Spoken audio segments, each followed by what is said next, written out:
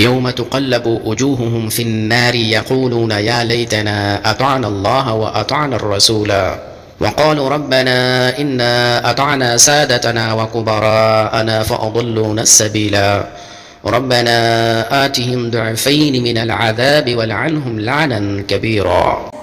آج ہمارے یہاں بہت سارے لوگ اگر کسی کے گھر میں تعزیہ بنتا ہے، کوئی تقلید کر رہا ہے، کوئی کسی پیر صاحب کی بیعت کر رہا ہے، کوئی شخص جماعت اسلامی اور فلاں جماعت اور فلاں گروہ سے تعلق رکھتا ہے، اس سے پوچھئے یا دیکھیے، غور کیجئے کہ وہ کیوں ہے اس میں، اس جماعت سے اس کا ربط کیوں؟ کہتا ہے میرے ابا تھے، میرے دادا تھے، بہت سمجھدار تھے۔ تو ہمارے یہاں دین کو حوالے کر رکھا ہے لوگوں نے ماں باپ کے۔ اکثریت ہم میں سے مسلمت الدار ہے، گھر کے مسلمان ہیں، سمجھ بوجھ کر مسلمت الاختیار جس کو عربی میں کہتے ہیں، وہ مسلمان نہیں ہے کہ سمجھ بوجھ کے قرآن حدیث کو پڑھ کے مسلمان ہوئے اور اس کے مطابق عمل کر رہے ہیں، ایسا نہیں ہے۔ گھر میں جو ملا وہی بن گئے۔ ایک حنفی کا گھر، سارے حنفی، شافعی، مالکی، صوفی، رافضی، جو جس مسلک میں پیدا ہو رہے وہی بن گیا۔ حضرت ابراہیم کی ملت ہمیں کہتی ہے کہ یہ نہیں چلے گا دین کے معاملے میں۔ اگر باپ دادا سے جو دین ملتا ہے وہی اختیار کر لینا بیٹے کے لیے صحیح ہوتا تو سیدنا ابراہیم بھی بت پرست ہوتے، بلکہ بت بنانے والے ہوتے جیسے ان کے باپ آزر بنایا کرتے تھے۔ سوچئے، چھوٹا موٹا معاملہ نہیں ہے یہ۔ قوم کا ایک بڑا طبقہ، آپ قرآن حدیث کی دلیلوں سے ان کو کوئی بات سمجھانے جائیں تو وہ کہتا ہے باپ دادا یہی کرتے آئے ہیں۔ یہ وہی جواب ہے جو انبیاء کرام کو عام طور سے ان کی قوموں نے حق کے دلائل کے مقابلے میں لیچڑ بات کے طور پر پیش کیا کہ باپ دادا کرتے ہیں، کیا چھوڑ دے رہے؟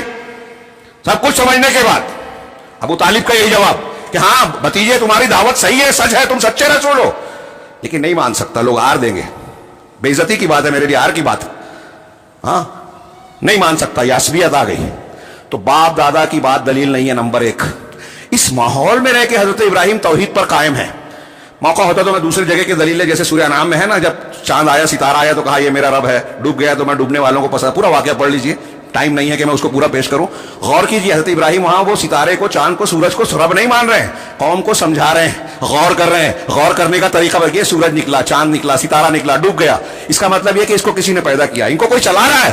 تو یہ کیسے کائنات کا نظام چلانے والے، ہمیں نفع نقصان پہنچانے والے ہو سکتے ہیں؟ یہ تو خود مخلوق ہے، یہ تو خود کسی کے فرمان کے تابع ہیں۔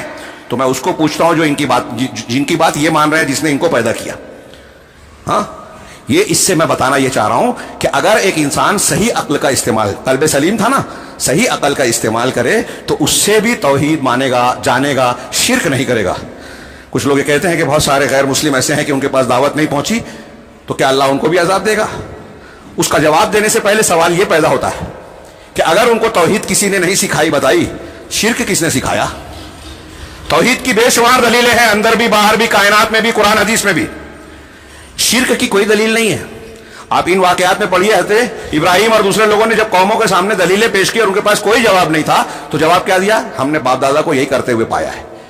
سوال کچھ کر رہے ہیں، جواب کچھ اور دے رہے ہیں۔ تو اس پہلے جملے میں کئی اشارے ملے جو دوسری جگہوں پر اور واضح ہے کہ حضرت ابراہیم مشرکانہ ماحول میں پلے بڑھے لیکن توحید پر قائم رہے، باپ دادا کے طریقے کو اختیار نہیں کیا۔ باپ دادا کا طریقہ بغیر کسی پروف کے اختیار کرنا دلیل نہیں ہے، ہدایت نہیں ہے۔ اب جیسے مشرکین کے شرک کے معاملے میں اب ہمارے یہاں کچھ لوگ مسلمان کہتے ہیں وہ تو مشرک تھے، وہ مشرک تھے۔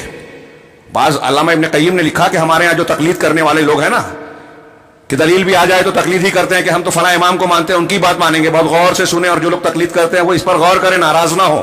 دوستو، ہمارے نبی صلی اللہ علیہ وسلم کی یہ چاہت تھی کہ روز قیامت میں اپنی امت کی اکثریت پہ فخر کروں۔